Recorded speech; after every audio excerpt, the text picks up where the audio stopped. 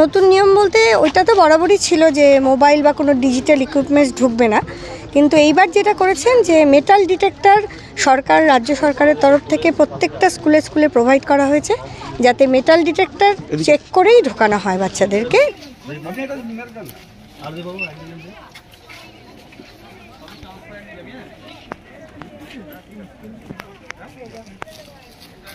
দিদি ওই sir scale আছে করে করে দিচ্ছি দাও ওকে আছে এটা দেখ এটা দাও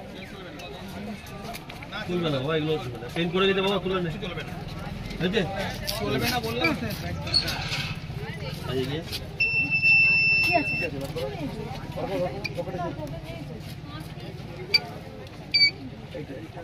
ঘড়ি আছে বলে ঘড়ি অ্যানালগ ঘড়ি হবে, ঘড়ি সবকিছু এ হবে, এখানে দাঁড় করে দিই কিন্তু সবাইকে কোনো ইলেকট্রনিক ঘড়ি চলবে না। লাইন করো আবার দাঁড় করো, লাইন করিয়ে কেলটা হবে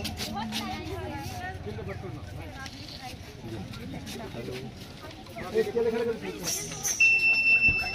ঘড়ি আছে না, ঘড়ি আছে, ঘড়ি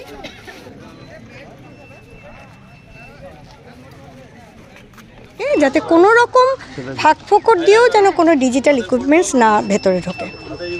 এই মেটাল ডিটেক্টরের জন্য আমাদের খুব সুবিধা হলো, কারণ সবসময় একদম কারণ সবসময় তো সম্ভব হয় না যে প্রত্যেকটা স্টুডেন্টকে একবারে ফিজিক্যালি চেকিং করা, তার থেকে মেটাল ডিটেক্টরটা আমাদের পক্ষে সুবিধা হয়েছে।